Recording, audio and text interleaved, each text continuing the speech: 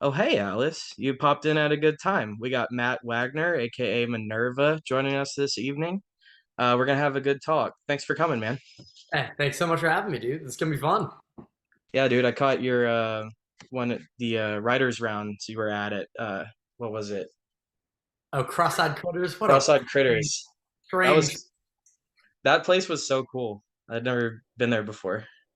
For those who've never seen it, it's like an animatronic bar, basically. So they have like a bunch of really creepy like pigs and other animals like playing musical instruments like behind you that move, and then yeah, you just get up on stage and do your thing in front of that. Yeah, they also have like a Dolly Parton pinball machine, and That there's one's actually fun. yeah, I thought that was awesome. And then they've got did you see the miniature train that ran around? That was sick. Dude, I was a But huge train guy as a kid, so I was like, oh, this is bringing me back to childhood.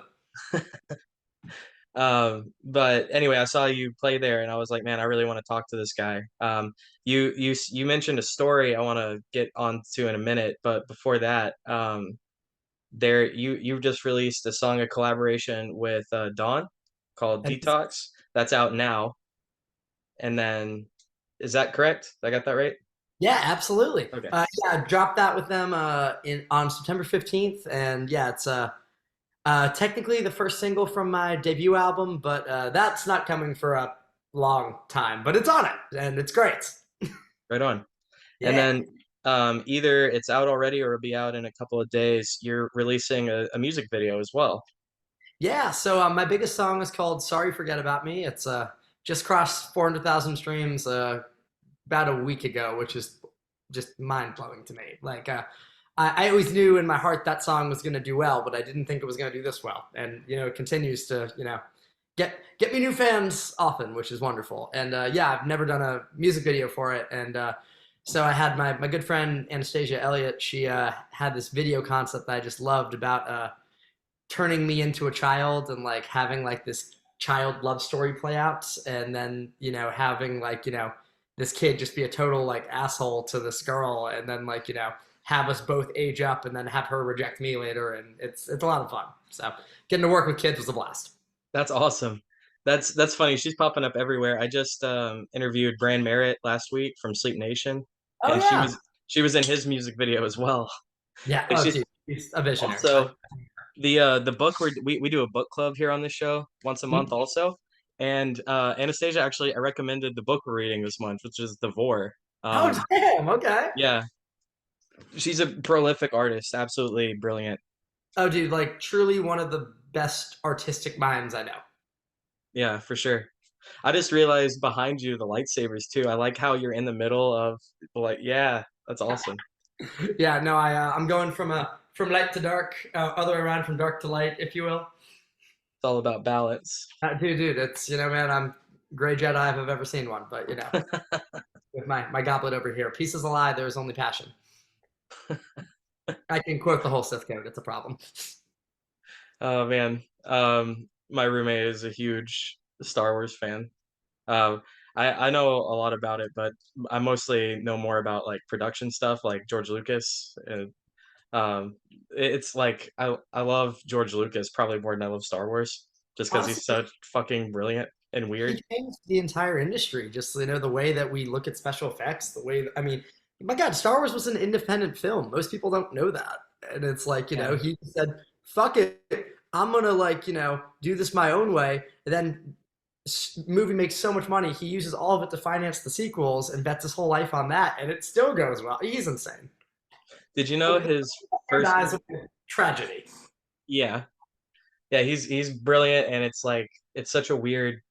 I don't know, like it's I don't know. I feel like it can be taken too seriously, which takes kind of some of like the childish joy just out of what it is. You know what I mean? Like that the first movies were. Like the extended stuff's cool too, some of it, but like I don't know, it doesn't capture the same tone. Like it's not the same thing that the movies are. At least the early movies. Yeah, no, I mean, and he always says this. He's like, "Hey, Star Wars is for kids." Like, yeah, I mean, there are a bunch of people who've grown up on it, and now multiple generations, whether it's the original movies or the prequels. And I'm so curious about like the kids who were like, young during the sequels, if they're gonna like love it the way we love the prequels. Because I'm Mm. like 27, so I mean, like, I was like prime prequel age. I'm And also 27. just so you know. And Yeah. again, because the sequels are just objectively terrible films. So I'm just very curious to see if, those kids are like, oh yeah, Poe and Ray are like, my idols. And because we can't see that because, our frontal lobe is already, developed by the time we saw those films. Yeah. At least with like the prequels, being what they were, I actually like the prequels, and I love them. Love them. it's like, even though, like they're kind of a joke, there's like really silly. It's like at least we got the memes out of it. Like the Yeah. new movies aren't even memeable. Like there's nothing, like the only memes are like, wow, this sucks. Yeah, no, honestly, like, yeah, man, I'm a big like extended universe Star Wars fan too, and like just the Last Jedi basically was just it's like we're gonna deconstruct Star Wars, and then Knights of the Old Republic 2 did that like 20 years ago, like 100 times better, and it's like, yeah, man, you gotta really know this property if you want to do that, and you clearly don't. So again, a topic for another time. The Last Yeah, Jedi debate yeah, my bad. will never be ended. Yeah, we'll never get out of here. It's a rabbit hole. Uh, Exactly. um, yeah, what were we talking about before that? Oh, yeah, George Lucas is awesome. Honestly. Period. So, are you relative to the area, or you been here? Like, where are you from? So I'm from DC, but I've been in Nashville about 8 years now. So yeah, I moved here in 2015 for college, and then yeah, tried a lot of different things. Thought I was gonna work in music industry, then thought I was gonna be a lawyer, then thought I was gonna work a normal 9 to 5, and quickly realized I couldn't stand all of them, and I had to actually pursue my dreams. And so MNERVA came out of that. I was at my last day at my final 9 to 5 I ever took, and I was just like, there's got to be more to life than this. And I started listening to MNERVA by Deftones, Oh, if you know okay. the band, the Yeah. best. And I was like, whoa, man, what if someone took like shoegaze and trap beats and put it together? And then That's awesome. it's funny because I don't sound like that at all anymore. But that was kind of like that was where it all started because I started out as a rapper, and yeah, then at this point, like Minerva is the goddess of wisdom, so my whole thing is like, how do I like change the conventional wisdom of like putting rock and rap together? Because like everyone Yeah, always sees it's like this really corny thing, and I'm like, no, it's like the perfect vehicle for high energy and storytelling. for sure. I think you blend things interestingly. I so we were talking at Critters about there's a play you were working on. Is that Yes, can that we is my talk? Can you tell that story? Is that Yeah, okay? absolutely. So as a fan of genre fusing, I'm a very big 21 Pilots fan, and yeah, during college when I was trying a lot of new things, one of them was playwriting, and because I did theater all through high school, and it was a big way I learned how to sing actually, because I'm a drummer. I wanted to be like a band kid, and I play drums for a living, which is a beautiful thing. Very Oh, I happy didn't to even know that. You're all over the place, man. That's awesome. yeah, I do a lot of things, but yeah, no, I play down on Broadway in the clubs, and it's a good time. 10 to 2 a.m. is my work hours, but Gotcha. yeah, but we in trying a bunch of new things, I just always wanted to be more than just a drummer because I mean drummers get no respect when it comes to like creativity, and I always knew I had a lot more to say than just two and four, if you will, and so. Yeah. Yeah, when I discovered 21 Pilots, I did around like the Blurry Face era, and it was revolutionary for me. I was like 18 at the time, and it was like, oh my God, this is It piano was rock and when that dropped. I mean, that and the record before it, I can't remember. roll. That Vessels. those Yeah, that really was like a revolutionary thing when that came out. Like there's nothing like that. Yeah, oh my God, it was absolutely game changing. And I know for me, like all my bands growing up, I was like, I always described myself like if the fray was slightly heavier. So it was like, Mm. it was a lot of that piano and rock thing. And I didn't even rap yet. That came much later.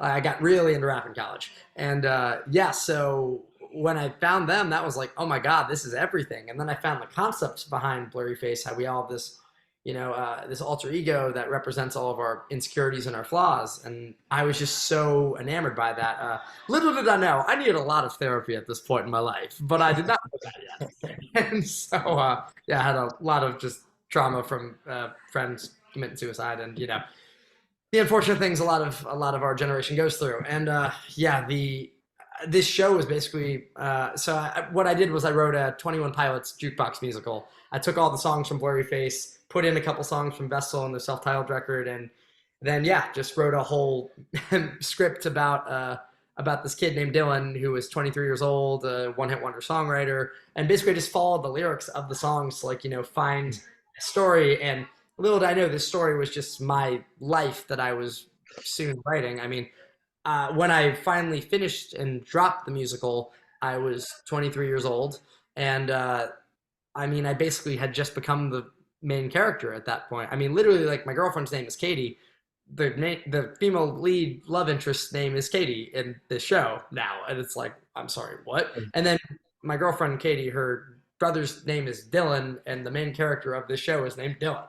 It's Huh. like weird coincidences, but yeah. So the show, when very long story short, I did a workshop of it in like 2018 in Nashville that went great. And that's when I really knew I had something. It needed a lot of work, but it was like, oh damn, like people are crying in the audience, like this is crazy. And then I moved to New York the next year, and actually got to put it on like off Broadway, which was beautiful. I put it on in Brooklyn at this place, St. Paul's Church, and had an amazing cast. We put the whole show together in like 3 weeks, right before I moved back to Nashville. And yeah, we put it on in front of a full house. Didn't sell tickets because money. I didn't want to get sued. We're getting there. And so, and so yeah, yeah. And again, it went really well. So we filmed the whole show, and that's when I moved back to Nashville. And then I started my launch process, which was hit up like every 21 Pilots influencer I could find, being like, hey, I've made this project. I'm dropping it this day. Would you like share this story? And I did the whole rollout. And when I dropped a trailer for it, I mean, it went crazy. It was like that. I mean, within an hour, it had like thousands of views and hundreds of comments. And I kind of split their fan base in two. Half of them were like, "You're incredible! Oh my God, this is visionary, and this is an amazing tribute." And half of them were like, "Please kill yourself, you disrespectful fuck." Shit. Oh God, I got so many death threats because they saw it as like I was. They thought I was trying to monetize Tyler They didn't Joseph's. see the art in it. Yeah.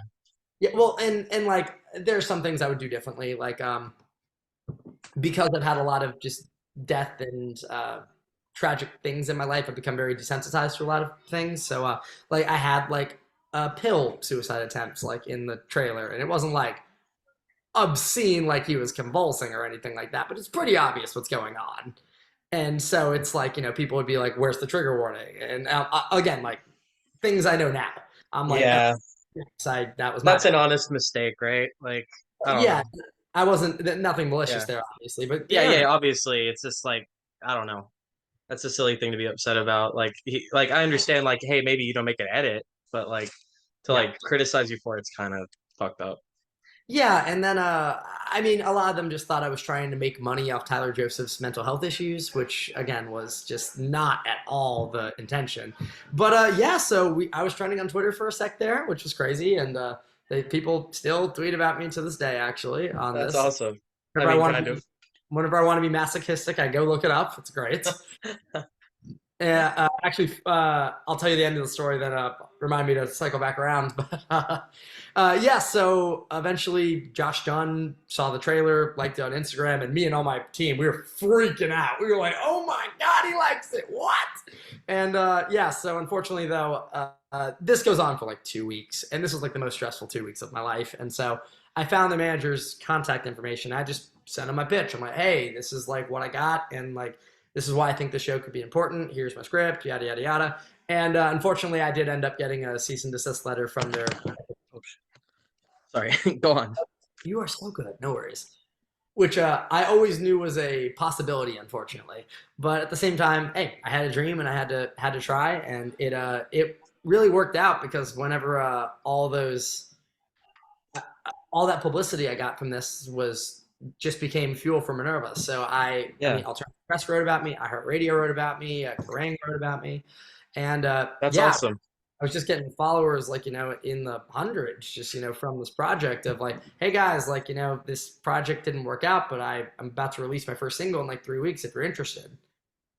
And like I feel like by doing that musical, I got to skip a couple steps in the artist journey, like, of the making your first like 10 fans. Like I had those first 10 fans. And I mean, I know every single one of them. And I literally have a shirt that says like, do it for do it for Zach Peters, because he was like the first guy that, ever really believed in me that wasn't like a friend or Mm. family. And he wished me a happy birthday yesterday. Like he's a great guy. Oh, I'm glad there's a silver lining to the story. Like it all worked out in the end. No, it really did. And like, it worked out because I'm also writing my second musical right now, and I Oh, learned a lot okay. from that process. And as my own music, I'm not doing that ever again. But it's very similar themes than what Blurry Face the musical was talking about, and so it was kind of like that was like my proto show, and now like my real show. I think it's even better than like what I was writing before, because I now before I was like kind of just writing a story and it kind of fell into something honest and true, and now it's like okay, cool. Now I'm just gonna take take the trauma and everything from the source and actually write it from there. And again, I think I got like two songs left I got to write for it, and I got to finish the script. But it's when I'm 30 and MNERVA's hopefully made me millions of dollars, I'll go pursue that. So yeah, that's definitely a project for later down the road. But at the same time, I'm glad that I have all the building blocks for it. Yeah. So let's circle back around to the Twitter. I think you told me to Oh remind yes, you. yes. Thank you. I totally forgot. Yeah. So I went to a 21 Pilot show about I want to say a year ago at this point when they came Was to that at the Nashville. Ryman? Not the Ryman. Oh, I was at that show at the Ryman. That was in 2015. That's oh that yeah, man, I'm old. Holy Yeah, I shit. feel. We're getting Oh, I old, feel. dude. Oh my We are. God. I was like 18 when that happened. I was like, Oh ah. my God, really? Dude, that's yeah, we're the same age. That's just crazy to me. That's Yep, so long. exactly. Oh my God. Time Yep. flies, man. Holy But yeah, shit. they were playing a bridge show in Nashville, and I went with a sign that was like, I wrote a musical about you guys, and so because I had the sign, I had a lot of people like in the audience like come up to me and they're like, "Wait, that was you? Oh my God, you're a legend!" And like they started like That's awesome. I had a lot of these people just really be like, "Oh my God, tell me about the process." And like they were the nicest people in the world. None of them were like the cyberbullies, except for one. The girl who was standing right in front of me at the show couldn't see that I could read her fucking Twitter, and so I knew exactly who she was because she was one of my fucking cyberbullies. And so she like makes a tweet in the middle of the show that says, "Oh my God, the Blurryface the musical guy is right behind me," and I'm like my phone is up. I have her Twitter out, and I'm just like, I literally tap her on the shoulder. I'm like, "Hi, I wrote the Blurryface musical. Nice to meet you. What's your name?" Nice. And I took the high road with it, but it was Yeah. like, okay, if you're gonna be like this, I'm not gonna be nice. Yeah. That's wow. People have nothing better to do, and it's just it's all you can do is take the high road. But again, I made a lot of amazing connections through that whole show, and it really worked out in the end, which is great. Yeah.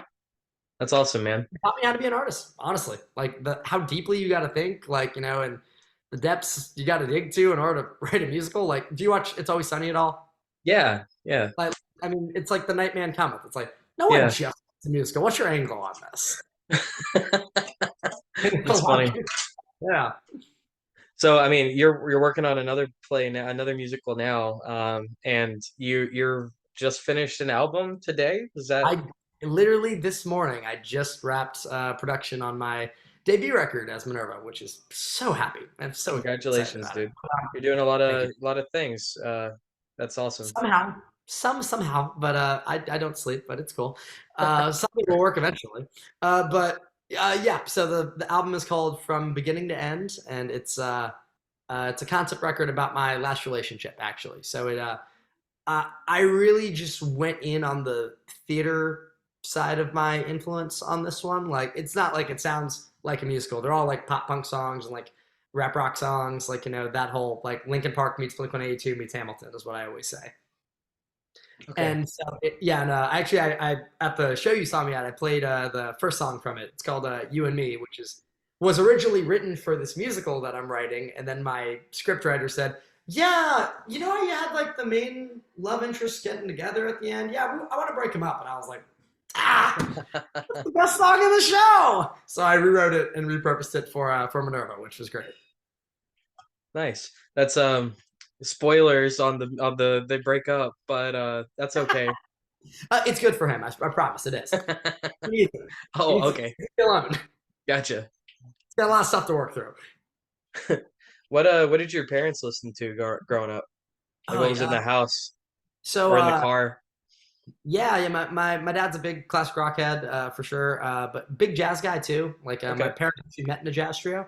So my mom was Oh, the that's singer. awesome. Yeah, my mom was the singer. My dad was the drummer, and Okay. the piano player was third wheeling. It was great. So, oh, okay. So there's music in the house. That's Yeah. a big part of your upbringing. What was the first instrument you started playing on? So I started playing drums at age 5, and I technically dabbled with keyboards, doing like "Mary Had a Little Lamb," like around that time too. But I quit that so fast because I just wanted to hit things. It was great. And then around 13, I joined my first band. It was like a classic rock cover band, but really we mainly just played Rush. And at the time, That's awesome. I absolutely hated Rush at the time. Now they're great, but I love Rush. Yeah.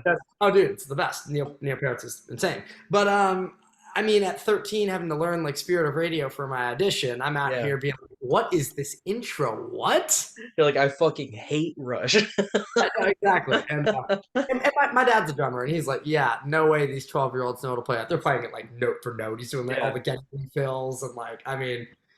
The only thing that like, no one could really do in the band was sing, and so they found out I could kind of carry a tune, not even well, and I had to learn how to sing and play drums for that band, and so it all worked together. Is what I'm trying to say. That's awesome.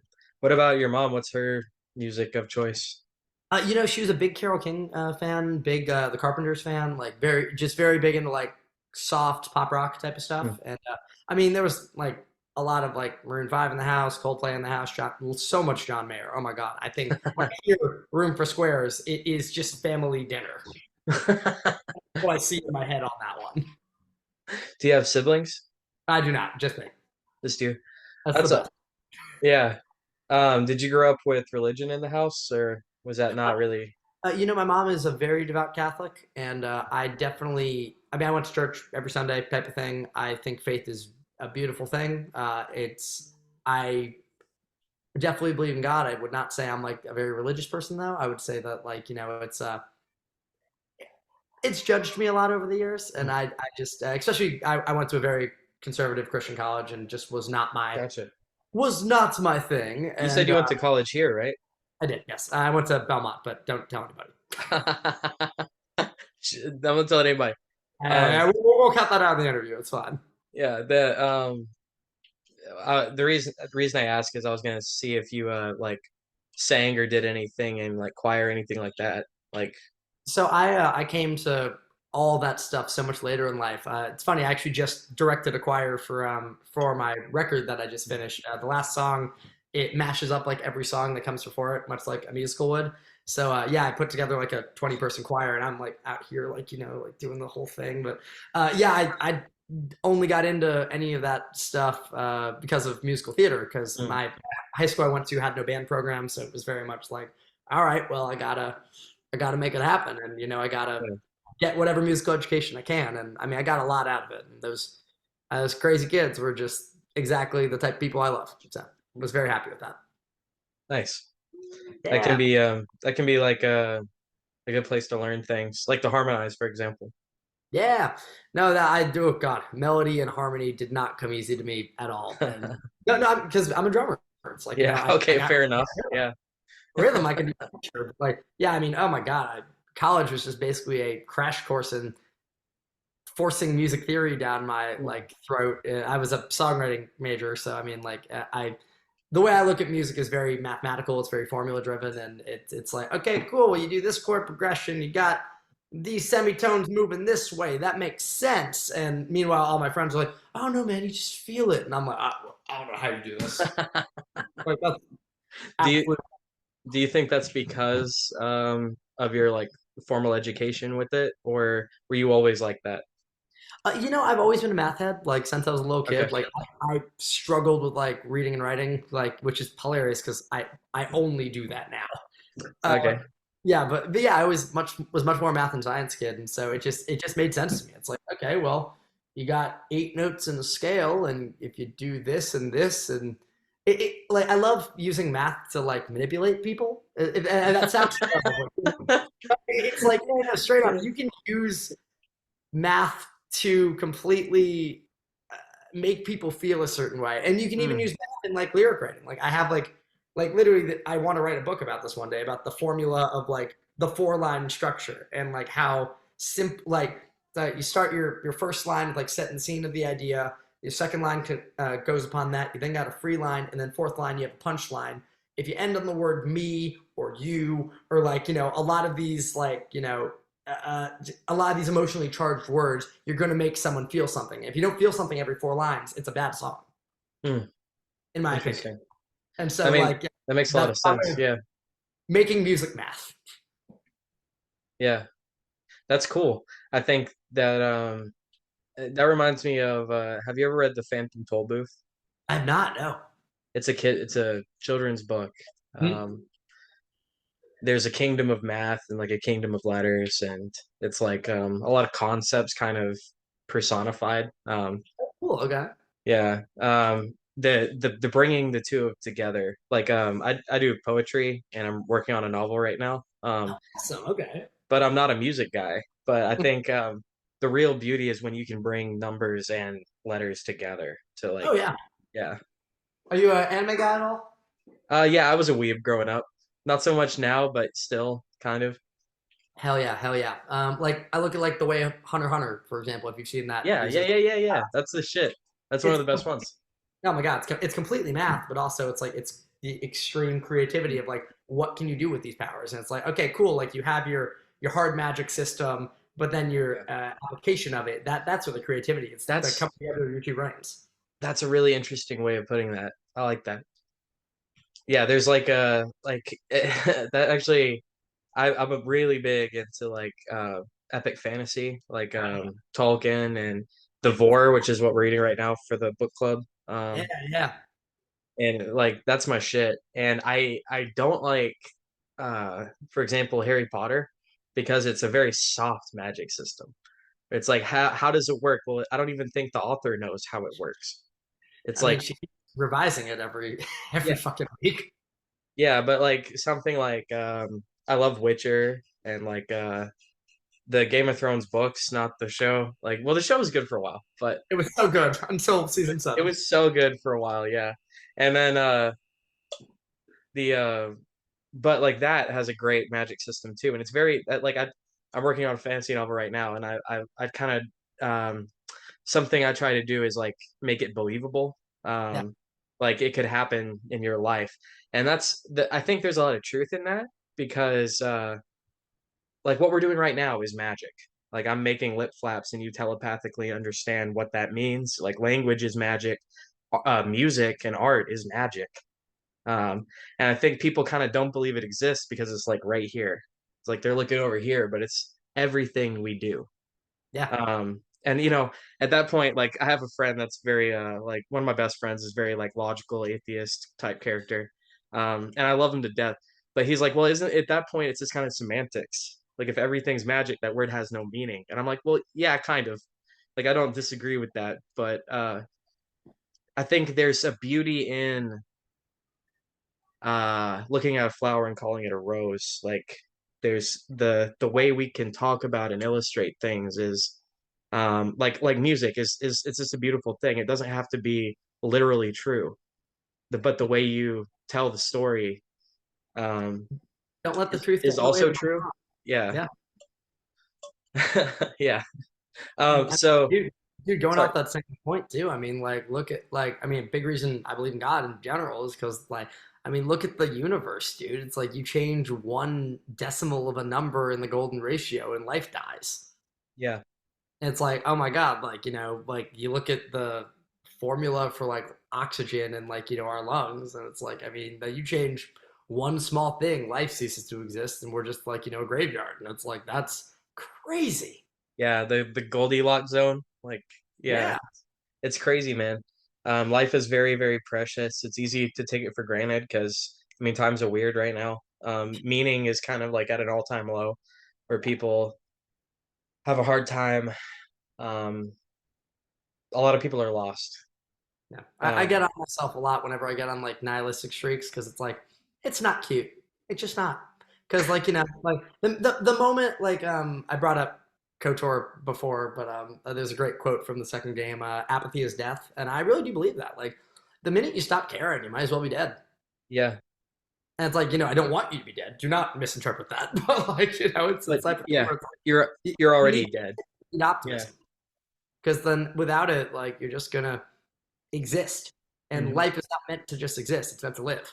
I forget who says that quote, but like I'm not afraid to die. I'm afraid to not have lived, or something like that. Yeah, oh, that's beautiful. Exactly. Yeah. Speak. So when we're talking about God, like that's a very elusive thing because I believe in a God as well. But what's that? Obviously, none of us know. But what is that? When you think about that concept, what is that? What is that to you? I see it like an architect. Hmm. I see it as like we're in a sandbox and we are, he's like, here are the rules of the world. Here are, I mean, it's kind of like what you're doing with your novel, honestly. I see it like, here are the rules of the world. Like, this is, there are consequences if you do things. There are, in the form of like guilt, for example. Like, I mean, at doesn't matter what culture you have, like, killing is wrong, stealing is wrong. And so it's like, okay, there are rules that you can work with. And then he's like, don't screw it up. See what happens. And then like, if you believe in an And we afterlife, screwed it up. yeah, we definitely screwed it up. But like on a macro level, but on a micro Yeah, level, there's a lot of beauty everywhere. And like, sure. and so that's what I focus on a lot more. Like I obviously I'm very sheltered from the news at this point, like on Mm. purpose, because That's a wise decision. It's let me tell you, it's not great right now. no, God, It's not good. my mom teaches a lot of Israeli students, so I'm very Oh aware fuck, of man. that whole situation right now. But oh god, but it's again, it's one of those things where like on the macro, like yeah, we fucked, but on the I always just try to find like joy and positivity and like the micro things. Like I'm buried in love right now, and it's like I'd never that was not on my bingo card for 2022 and 2023. Like that was and like that was a beautiful surprise, and we love when those types of things happen. And I could have been just focusing on like, oh, I need to do my career and not like worry about like I don't have time for this. And it's like I would just missed out on the best thing ever happened to me. Yeah, Like no one yeah. wants that. We got to keep like I struggle with this too. Like as I'm getting older, I'm not so bad about it. But like um if you're always looking at like what you can do in the future, like you're gonna wake up one day and everything passed you by already. Yeah. It's like be here, be present. Um, what do you think happens? And again, nobody knows the answer to questions like this, but what do you think happens to us after we die? Does anything make more sense than anything else? You know, I'm very conflicted on that one. I can't lie. Like I put a lot of thought into that one. I've had my grandpa just died 2 months ago, and my mom's sister just died Sorry to hear that, man. last week. When that my grandpa, he was 96. It was his time, but my aunt, it was not her time. That one came.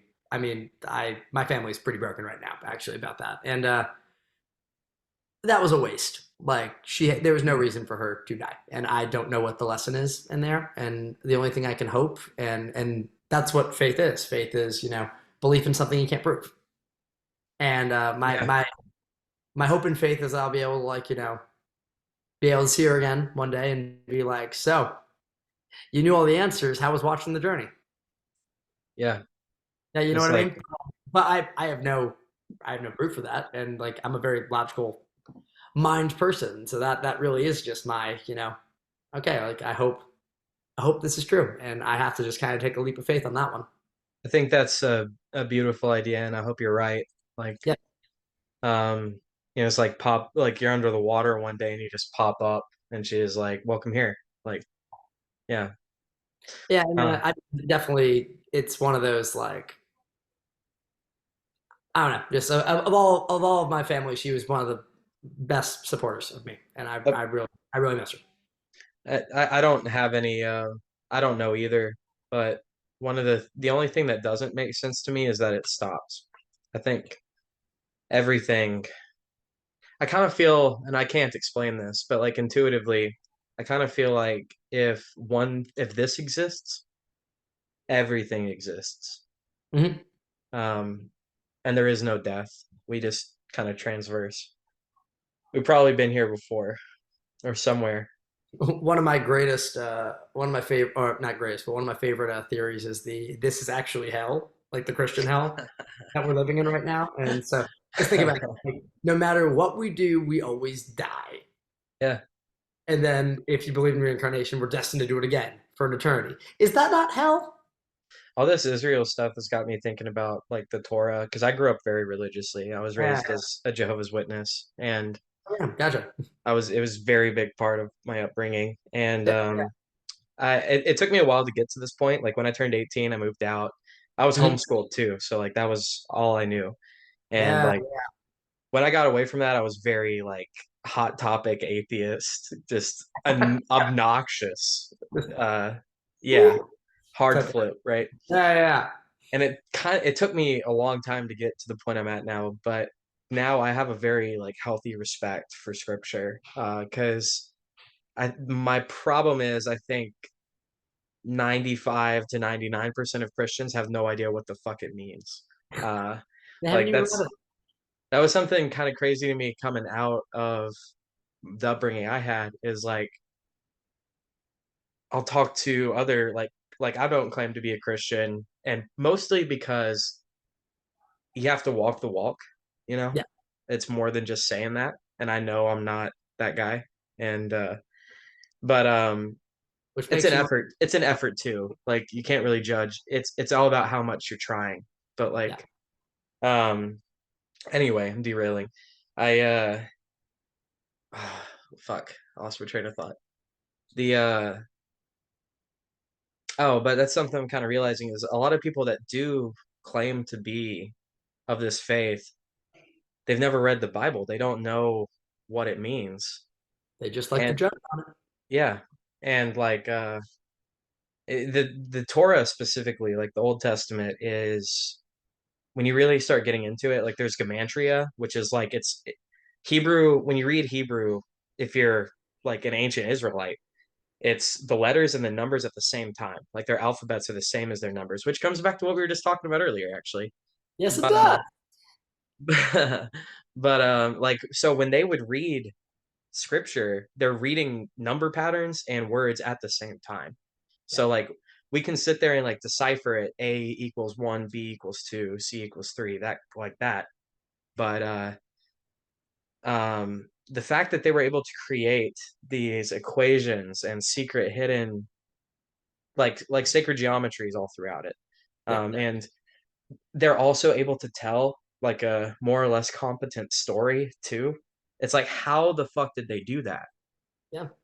And I'm And I mean, like, objective. I'm like tinfoil hat. I'm not entirely sure they did.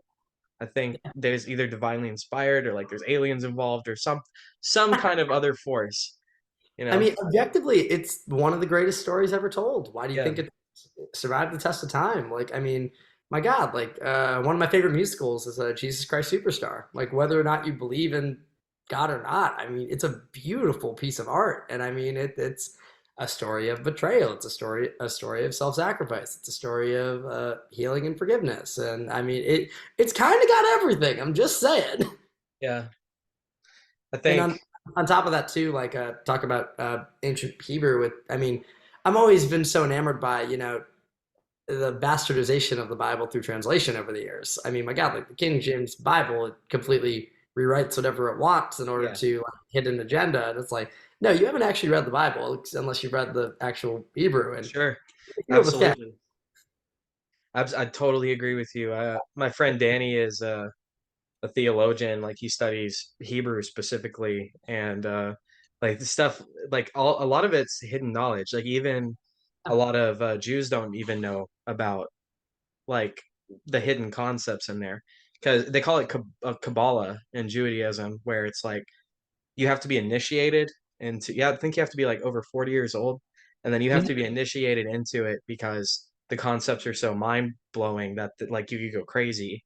Uh, but like a lot of people in the Jewish faith, you know, they're aware of Kabbalah, but they don't know the secrets of it because they haven't been initiated. But it's crazy because like we live in the information age now, so like that, you know, like Kabbalism, uh, and like Freemasons and like Scientology, like all of it is super available now. Yeah. So like you can just go find out what it's about, like just with a quick Google search, which I think is a good thing. But Yeah. yeah, it's wild times we're living in. I grew up with like end times as a concept, and Yeah. I wish it didn't seem so true Yeah. nowadays. I don't know really where to put that in my mind because I'm like, well, it's not, you know, all literal, but this kind of seems kind of literal, so I don't know. I mean, I think I always try to think about like how do you think the people like in World War One felt like 100 years ago? You know what I mean? Yeah, Or same with like like World War Two or the Cuban Missile Crisis. I mean, I mean, Oppenheimer just came out recently talking about those all those fears and what was that last line in the movie? When I told you I was worried we would start a chain reaction that would like destroy the world, well, I'm worried I did, or whatever it is. And it's every conflict that we are going through is always going to be like one of the worst that we've ever, or that this is potentially world ending. And part of me has to believe that in order to not go crazy, other yeah, like what we're doing. But because yeah, no, it's bad shit right now. I'm not trying to undermine that. yeah, But I'm also like, oh my god, like if we survived like Hitler and like the fucking travesty of like the Holocaust and all these other things, and then I truly believe that we can make it through these. I mean, at the end of the day, it's the cycle of hatred. Like we need to sure, learn how to forgive thousands of years of history, and that's the problem. And that's not something that goes away overnight. But the problem is most yeah. people aren't trying to get rid of it. And it's a whole thing. It's wild. Like I think part of it's sad to see how quickly history will repeat itself. Like Yep.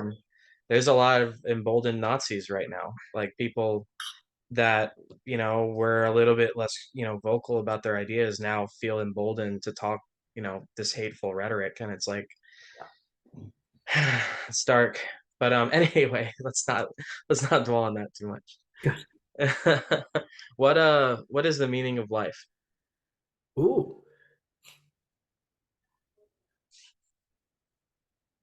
Oh God. Okay. Sorry. Yeah. No, please. I love it.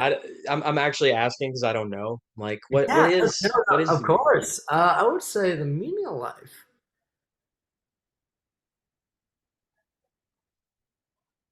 to love and to learn. Hmm. Oh, yeah, that's very true. What else Yeah. is there actually?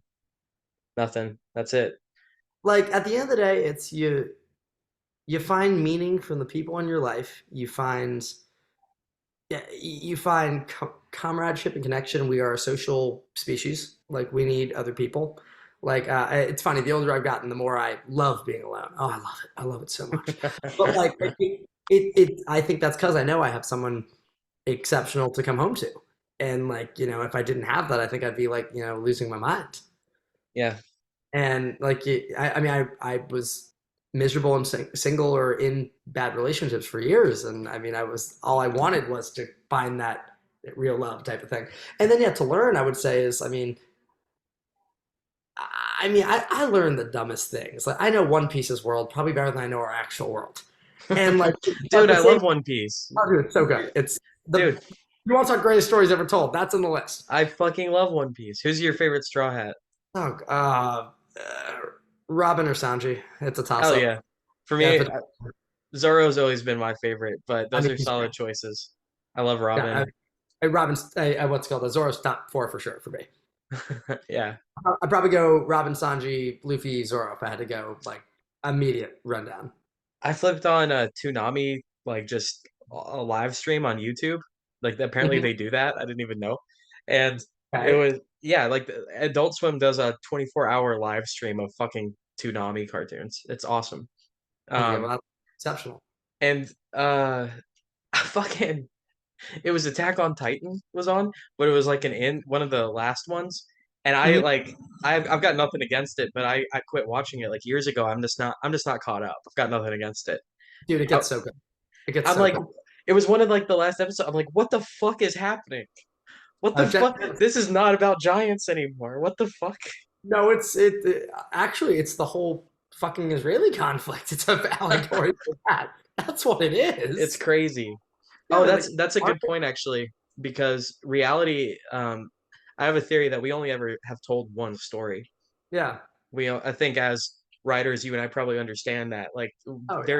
there was only one story, and it's the human story, and or the story of Earth, I guess, and um, we just keep telling different reflections with twisted, tiny little details, but all of fiction is based on this, and then that mirrors reality too. So like look at our favorite we can look at Luffy and say like, I'm gonna follow my dreams, I'm Yeah. gonna do, and you can manifest that into reality, so it just twists and turns and like becomes one melded thing. It's And I very, mean, man, I'm doing that every day. I mean, yeah, man.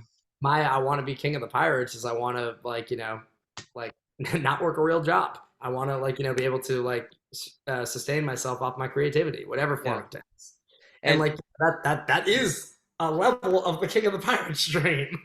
yeah, and that's it. Like what you do is one of the most important things someone can do with their life, because like you and I would, we wouldn't be the people we are without those great stories. Not So all. like, do it, art, without art, like I know personally, like even just live music, like after I left what I grew up in, I immediately started going to shows, Yeah. and that became my church. Like I would not be here anymore without live music. So thank you. Thank you for making art. Thank you for playing out. It saves lives, man. You don't Yeah. realize how important it is, but it is. I've had some of the best conversations I've ever had with like, people I haven't known, like who've like seen, especially the end of my shows. I always end on this song called The Interview. I played it actually at that round as well.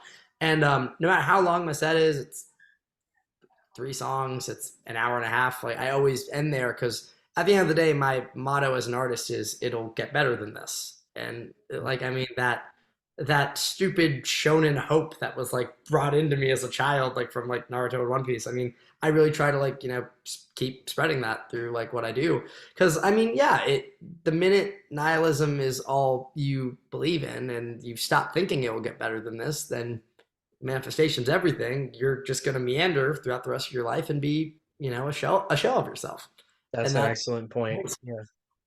We so. can, sorry, I didn't mean to cut you off. Go ahead. Oh, I was just saying. So yeah, it'll get better than this as long as you keep moving forward, Yeah. and that's on And you.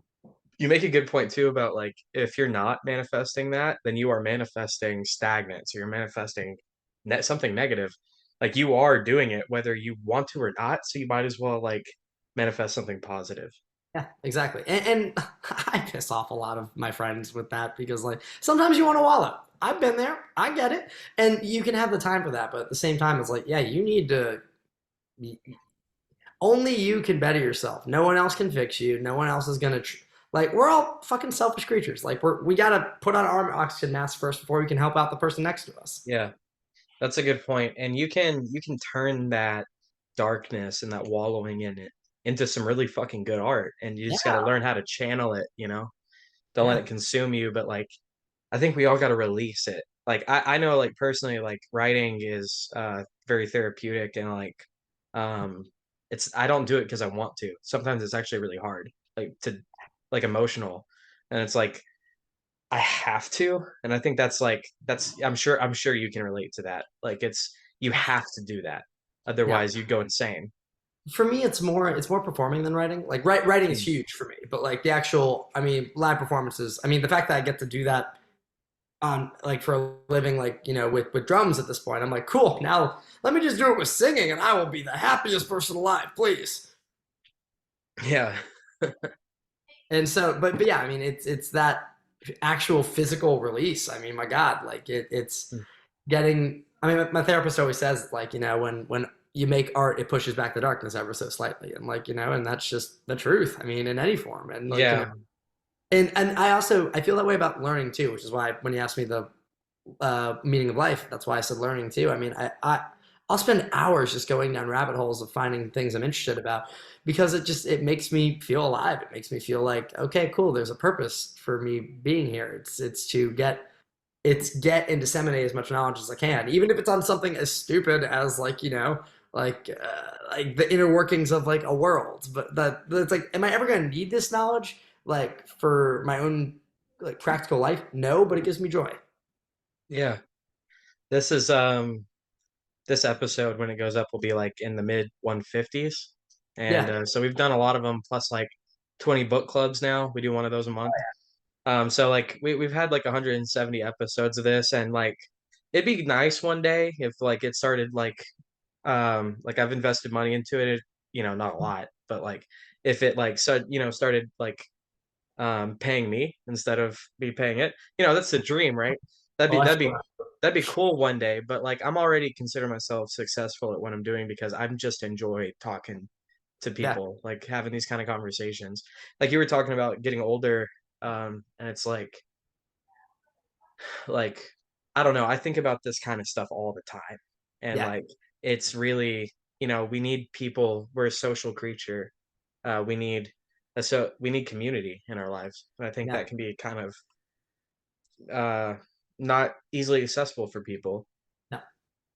Yeah. Well, we're always so wary of other people because we live in a very dog eat dog world, and also, I mean, just my God, I mean, stranger danger's a thing for a reason.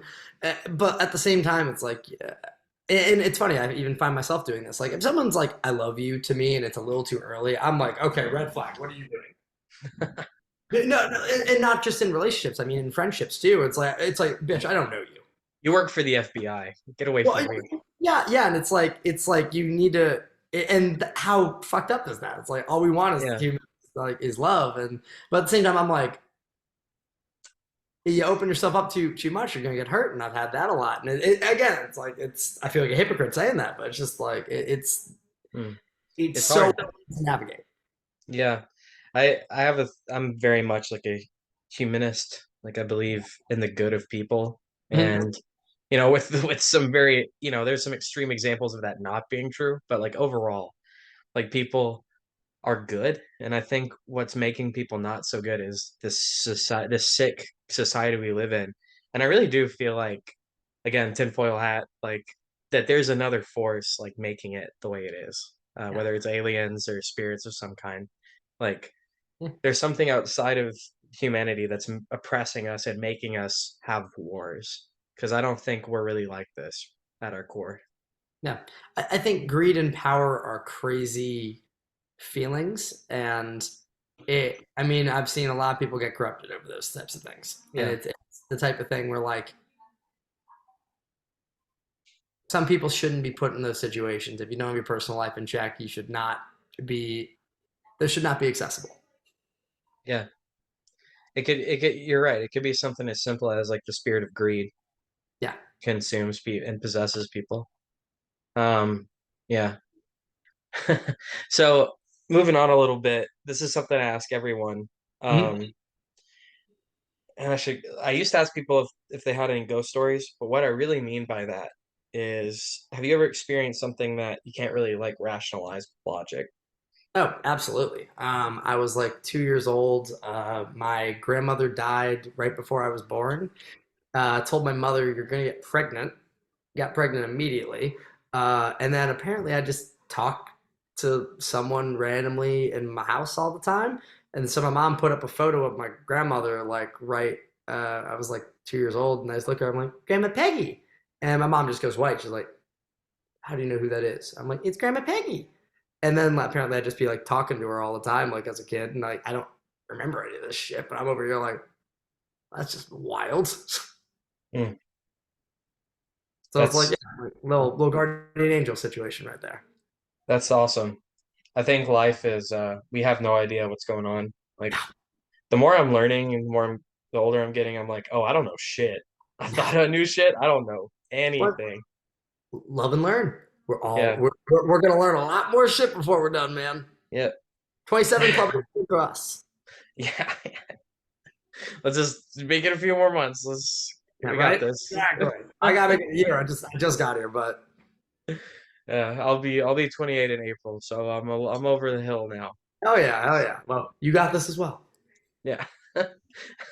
And you got this, dude. It's Thank you so much for talking to me. I really appreciate you. Dude, Um, seriously, it's been a wonderful interview. I've not had yeah. this deep questions in a minute. Say what? Sorry. Not had this deep questions in a minute. Oh, yeah. Well, dude, you're welcome back anytime. It's been really great talking to you. Awesome. Um, yeah. I think so okay, again one more before we go. Please. Uh what do you think we've been or interact okay, so when I say aliens, there's extraterrestrial aliens and there's like interdimensional aliens, like from off this plane, like spirits, like elves, fairies, demons, Mhm. angels. Do you believe in like extraterrestrial aliens coming into contact with Earth? Do you think they've been here or do you think they're here now? I I do extraterrestrial more than interdimensional. I Hmm. think Okay. that based on just what we know of science, like world is so vast. There's thousands of galaxies, thousands of worlds. Only thing that's keeping us from finding them is, the actual math of. I mean, that's why I love the Mass Spec series. It's the question: what if you could make your mass zero and travel the universe? It's like, we can't do that yet. But yeah, I would not be surprised if there's more life out there. And I do think that they've probably come in contact with us. I mean, my God, I'm pretty sure the government just declassified some stuff proving that like recently. Yeah. So like, yeah, I'm sure that there's a lot more of that that goes on that we don't know about. And at the same time, though, it's like, am I probably gonna like crack the code on that one and learn it in my life?